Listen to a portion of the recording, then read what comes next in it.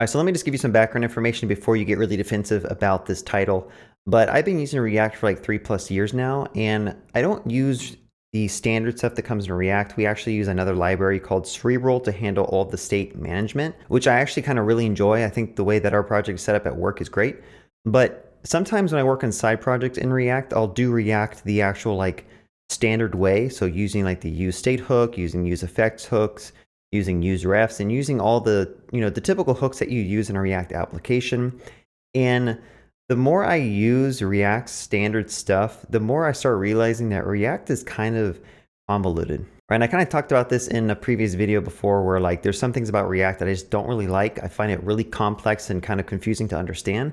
And especially as a beginner, some of these concepts like require a decent understanding of JavaScript to begin with. So if you're interested in hearing more about why I don't really like React these days, be sure to give me a thumbs up to help my channel grow, and then also be sure to subscribe and press that bell icon if you want to see more videos like this in the future that should hopefully help you become a better web developer. So let's just go ahead and jump into the topic, right? So when you're first learning React, right, there's first of all, the documentation is kind of confusing because they throw class components at you first of all, and then there's like a little section about hooks. And typically the standard thing to do now these days is to learn React with the hooks, right? But it's strange that you're reading through the docs and it shows you a bunch of ES6 classes to explain how their component life cycles work, right? So that's the first thing that's kind of confusing me about React. I don't really like the docs. If they rewritten them all to just use hooks, or they had a completely separate documentation set up to explain React using hooks, I think that would be better. Because honestly, I never touched the ES6 classes, right? So if I want to go to a documentation, I want to have it scoped for just the hooks, if that's possible, right? So that's one thing that's kind of confusing, especially for beginners, because now you're like learning all of this stuff. They say that you should probably just use hooks, right? But ultimately, it's a personal preference if you like using classes or if you like using the hooks. So that's just one thing. The documentation is not that great. And if you compare the docs of React to the docs of Vue or the docs of Svelte, you'll see that there are actually frameworks and libraries that provide a much better onboarding experience. You just go ahead and go over to Svelte and read through the documentations and you'll actually understand where I'm coming from. So the main reason I'm making this video is because I am working on a side project that is doing the typical React approach to hooks and state and all this other stuff.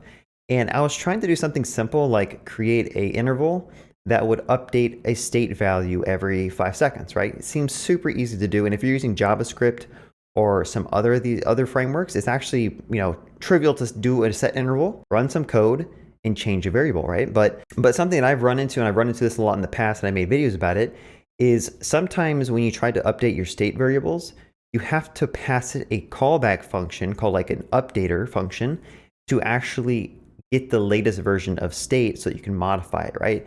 I've never really liked this. I never really liked the whole idea of like immutable state in React, and the fact that they prescribe that to you, I think is kind of bad. I much rather do the approach of like normal JavaScript where you declare a variable and you can actually change that variable using the equal sign, right? There's an actual construct built into JavaScript for changing variables, and I don't like how React kind of ignores that, right? I could kind of keep talking about some of the things I don't like, but I'm actually going to show you some code and just kind of drive this point home as to why I just really don't like React anymore. But again, just take everything I say. Just remember, this is just my opinion. React is still a great library and framework. There's a huge ecosystem around it. You can build great applications using it. But there are some things about it that I just don't like. So I feel like the best way to explain this is to just kind of show you some code and show you what the code is doing. So we have a page written in React, which has a list of names, and all it does is just keep appending Bob to the list. Super straightforward. There's an interval running every 5 seconds. It just appends the name Bob. I also have an app written in Svelte. If you haven't checked out that library, I would go ahead and go check it out. Great library, and I wish everything was written in Svelte, honestly, but we're not there yet. But the exact same application, minus some styling changes, does the exact same thing, right? So I'm going to show you the code comparison and kind of explain why I don't really like React. So over here, this is the React application, okay? Let me just go ahead and show you some of this code. And if you're kind of familiar with React, all this stuff will make sense to you. But let me just go ahead and walk you through it, right? How does this actual timer thing work? How does this thing append names to a list of names? So in this application, the first thing I don't like about it, so like I said, the state variable, the state hook in React is kind of strange because in order to declare state and change state, you have to use this function, right? This function returns an array of 2 elements, right? First off, that's kind of convoluted, right? I don't know if you agree with me, but I think that's convoluted. The fact that in order to get the actual value in the actual setter function, you have to kind of destruct an array from index 0 and 1.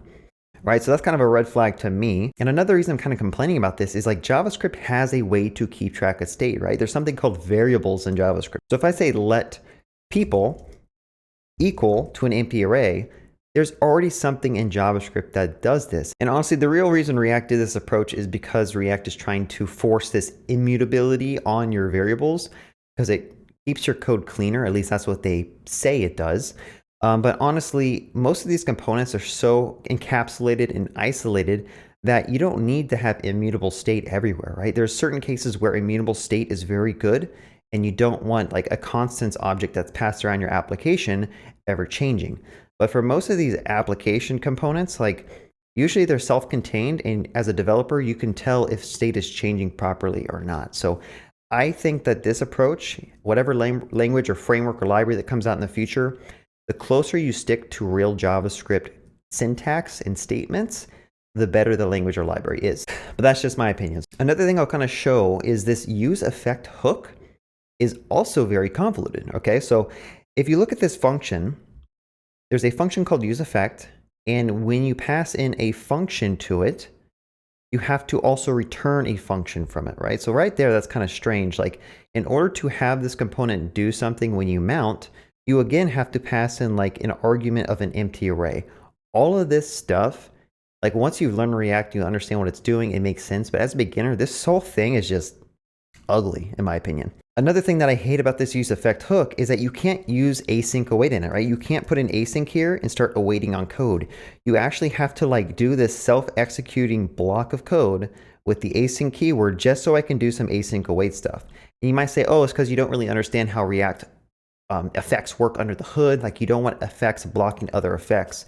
And honestly, it's like, why should I have to care about that? This is a framework. The framework needs to take care of everything for me, and the developer experience needs to be good, right? But if I can't do typical JavaScript syntax right off the bat, then why would I use this library or framework? It's really taken away from my developer experience. And I'm sure there's going to be people who defend this approach in React, but honestly, I think they're crazy. So again, why can't I just put async here? Behind the hood, like if you dive into the React code, it makes sense, but you shouldn't have to dive into the React code, in my opinion. That's honestly just a leaky abstraction that is preventing us from writing normal JavaScript code. Another thing I find really, really annoying is I was just trying to do an interval, right? So every 2 seconds, I'm just trying to update an array of names and append a new name, okay? So if you try to do it the typical approach in React, if I do like this won't actually work because I have 6 ... So let me change that. So this won't work.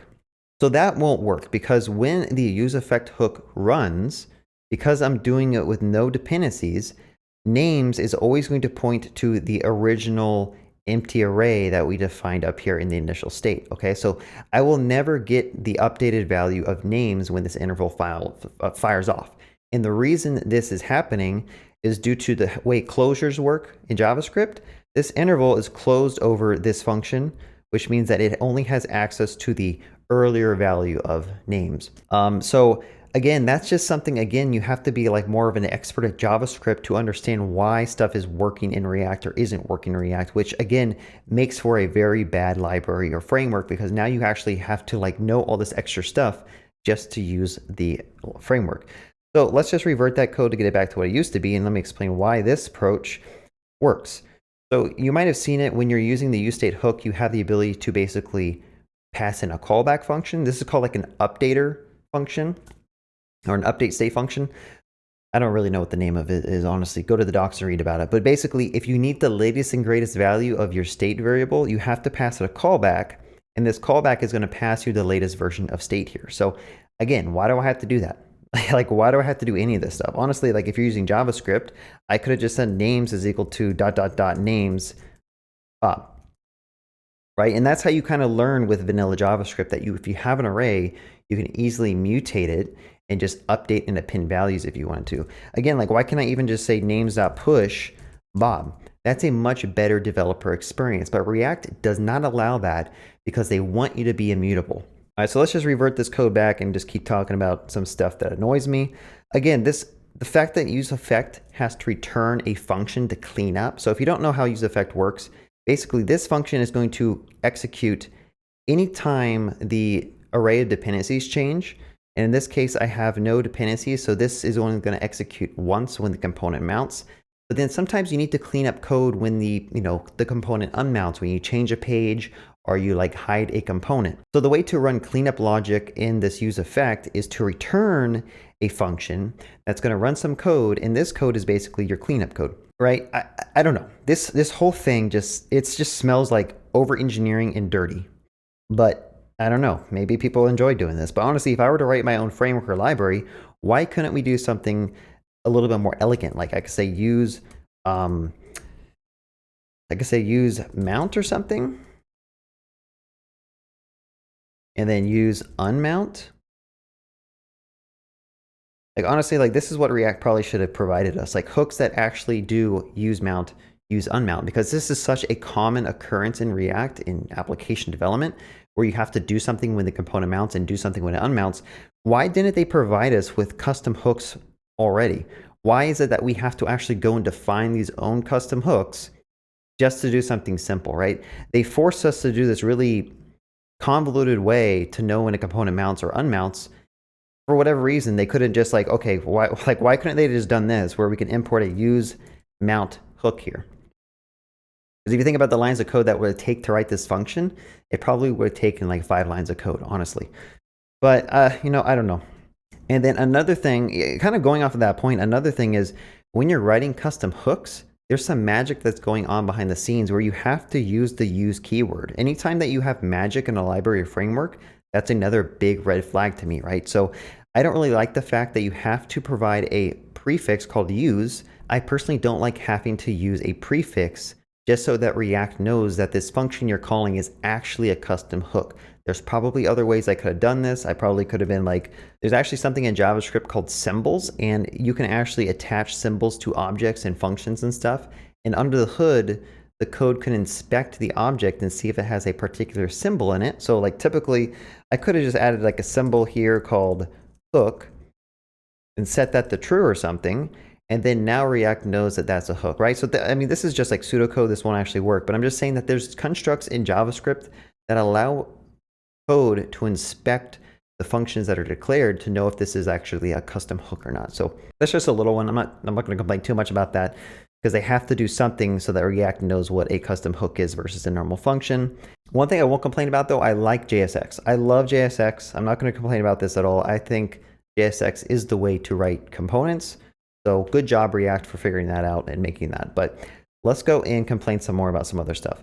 And then like, don't get me started on the React ecosystem, right? If you go and try to look up how you do styling in React, there's like 7 different ways you can do it. There's like style components, there is CSS modules, there's CSS, there's like tons of different libraries that do the exact same thing. And I don't understand why a community could be so fragmented and do stuff so much differently. Like, why can't we just stick to a standard? I don't know. That annoys me a lot versus a framework like Angular. They have a standard. Everyone follows that standard. If you leave company A and go to company B, you can guarantee that they're probably doing things a very, very, very similar way. Versus React, there's like tons of different state management libraries. There's tons of different ways that people interact with React and kind of do things. So I don't know. Maybe that's a good thing. It's good to have these different options and different libraries that can kind of be used. But what usually ends up happening in the open source community is that a library gets really popular for a couple months, and then another one comes out and everyone basically refactors their code and moves over to this other library. I don't really know why they do that. But like, come on guys, just stick to one way to do stuff. Like, it's kind of annoying. All right, so that is like some of the stuff I'm just bashing about React. Like, I probably find more things that really annoy me about React, but I'm not going to because your feelings are probably really hurt right now if you are a React fanboy. So let's just go over to another framework called Svelte, and I want to show you why there's better ways to do something. And I think one of the things that you don't really realize the framework they're using really kind of sucks until you start using other ones, right? So I started using Angular and then I moved to React. I thought, okay, this is an improvement. And then I started playing around with Vue and I'm like, wow, Vue makes a lot of sense. And then I use Svelte and I'm like, wow, this is like a beautiful, elegant way to write UIs. So let's move over to Svelte real quick. And let me show you, this is the exact same logic as the other React app. And honestly, this is the code that does the exact same thing. So if you look at this code, you can see that when this component starts running, I'm calling a function called onMount. Wow, that makes a lot of sense. There's a function called onMount. You pass it a function and it does something when the component mounts, right? That's really elegant compared to whatever the heck this crap is. And then if you go back to this function, notice I can actually pass it async. That's a beautiful, elegant way to write code because they actually allow us to write code the JavaScript standard way, basically. So now I can actually, do my async awaits on my asynchronous calls. And check this out. So I have the ability to create an interval here. And I can take that interval and put it in a JavaScript variable. Look it up here. There is an actual variable, and this is state. This is how you declare state, and you can actually mutate this state later on if you want to, which is what I'm doing on line 15. I basically take the names, and I append a new name, Bob, to it. That is elegant because it follows the standard JavaScript way. And maybe I just really like writing vanilla JavaScript, and it makes more sense in my head versus having to use like a useState hook that returns an array that has two elements. The first element is the state. The second element is a setter. And by the way, sometimes when you try to use state, it's not going to be the latest version of your state. Versus in Svelte, if I were to try to access names here, but the cool thing is now I can actually update a variable and use the value right here. If I were to try to do the same approach in React, so if I were to do a console log of names right here, this would print out the old version because the way React kind of does the re-rendering and stuff, there's just a bunch of stuff you have to understand about the library to be able to use it, which again is a giant leaky abstraction in my opinion.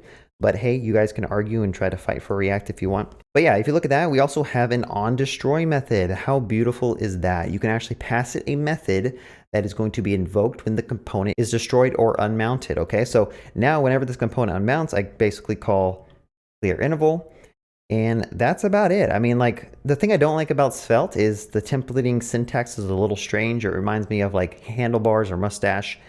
But honestly, I would trade off this elegant implementation of the logic over React any day. So honestly, I'm just complaining and venting in this video because I ran into a bug that took me like an hour to debug, and it all boiled down to why I wasn't getting the latest version of state inside this interval. And I totally forgot that I had to do this callback thing. So you might just be like, Cody, you're just a noob. Yeah, I probably am, but let's be frank. If you just look at this code and compare it to this code, you have to admit this is so much more elegant, right? And I know if you're a React fanboy, like, it's going to be hard for you to actually digest what I just said, but this is better code. Honestly, this is easier to understand. It's cleaner. It's clearer to understand. And even like Vue, it's easier to understand because there's actually like names called onComponentMount or onMount that kind of explain to the developer what's happening when this component mounts versus like all of this use effect stuff can get really complicated because sometimes you actually need to add multiple use effects, and then these use effects have different dependencies in the arrays. And I'm going to stop complaining. But if you like this video, give me a thumbs up. Also, be sure to subscribe and press that bell icon if you want more videos like this in the future, where I basically give my opinions on libraries, technologies, frameworks, or whatever. My opinions aren't the best opinions, but hey, they are opinions. And also leave a comment below. If there's things about React that you just dislike, be sure to leave a comment. Or if there's something else that you really enjoy about using Vue or Svelte or Angular, leave a comment below and let's hear your opinions. Have a good day and happy coding.